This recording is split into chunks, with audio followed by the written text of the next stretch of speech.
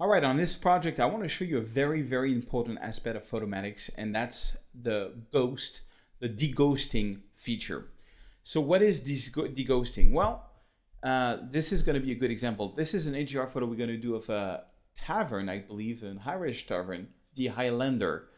There can be only one in Paris.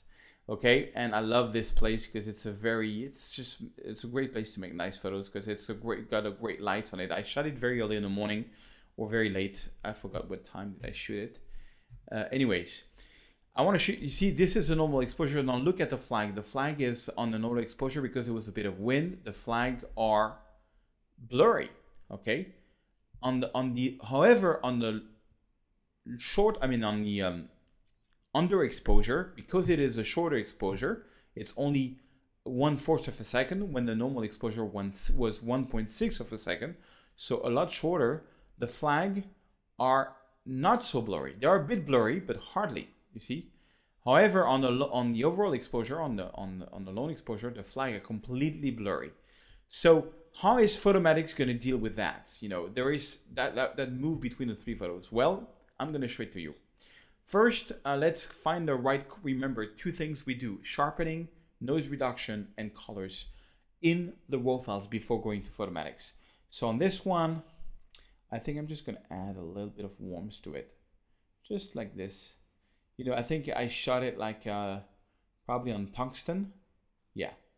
So tungsten, and I'm just going to add a little bit of warmth here and here. Just a little bit. Okay, I like the colors there. I'm going to go into the sharpening. Let's see. And I'm going to put the sharpening at around 90.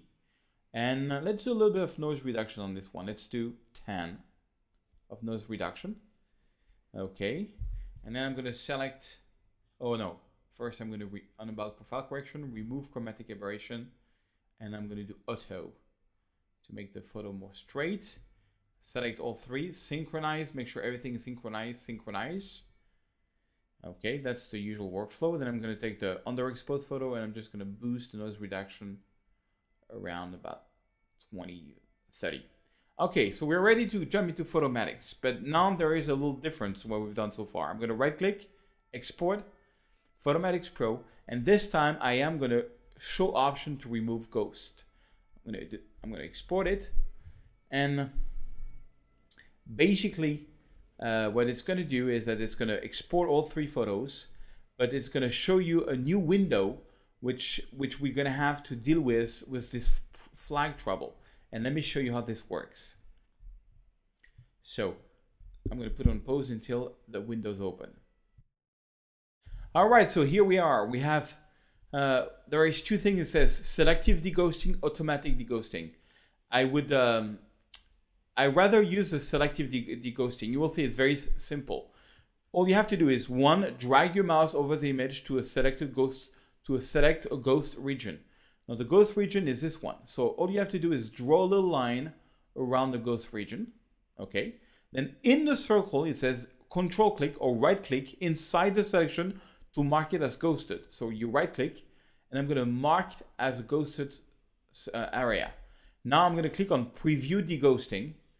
And you see the flag are still pretty blurry. Why is that? Well, let's click to return to selection mode. And now if I right click inside, you see there's a new option that came up is set another photo for selection. You see what it did is that it took the normal exposure for the flag. However, if you remember from what I showed you earlier, the photo where the flag did not move at all or very little was the -2 EV photo. This one, the underexposure. So I'm going to select this one. I'm going to re-click preview deghosting, and now the flags almost don't move. So, you know, that's very important. It's often the underexposed photo because it's got a shutter speed that has the sharpest item in it. So now I can click on OK, and we are back into the regular, you know, photomatics settings that you know.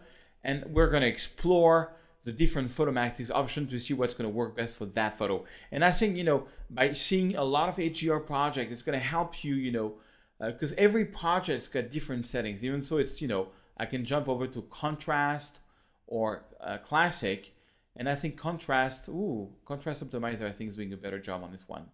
So, but anyways, let's again go back to tone mapping, detail enhancer. Let's put method default and just take it back. So on this one, maybe put the strength a bit more, detail contrast the whole way. Maybe it's a bit too much. Lighting effects, natural or natural plus. I don't want to go to Sunreal or Surreal plus. It'll be very ugly for me. Medium is even too much. So natural seems to be fine. And yeah, gamma.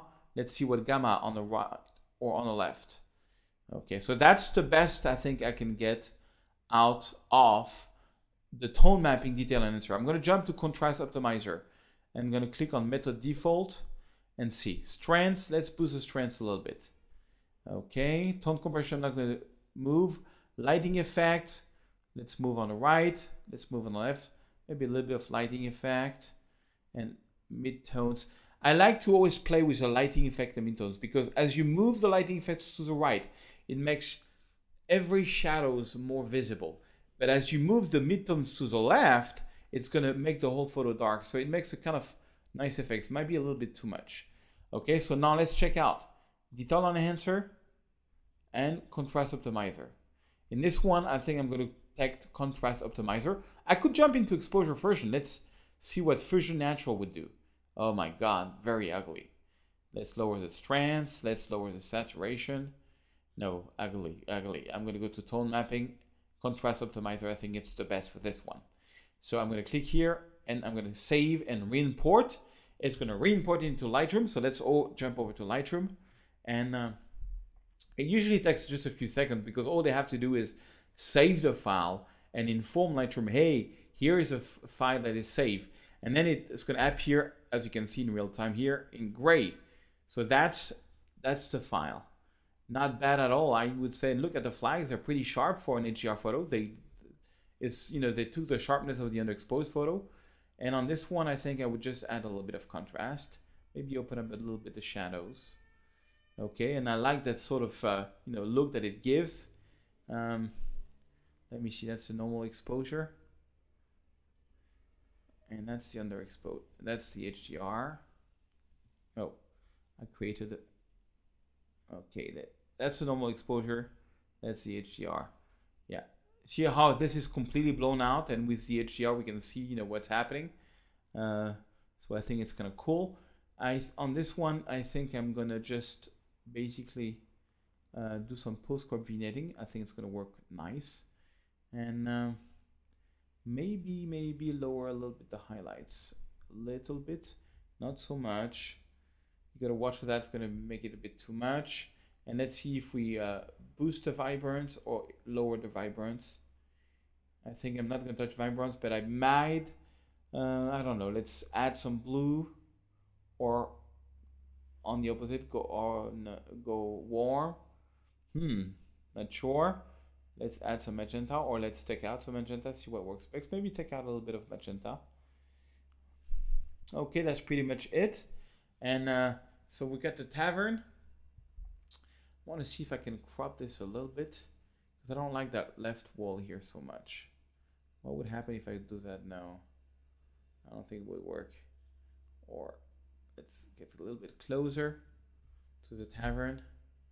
No, we are too much into it. I like the idea. No, I like the idea of actually having a bit of that wall. Might just make it a bit more panoramic. Then it's just a final touching of what you like, what you don't like. But yeah, I think just on this one, I would take a little brush and make sure, yeah, a little bit of exposure. And I just want to add a little bit of light here and here, and just make some of the part a bit brighter, especially here on the walls and the reflection. Just a little bit, It's not very much. Let me show you the before and after of the brush stroke. But just making this pop a little bit. Okay, and that's a classic sort of real estate HDR. It just works really well because there's not a lot of nice lighting, and it's just a cool place. So voila, that was to show you the deghosting effect.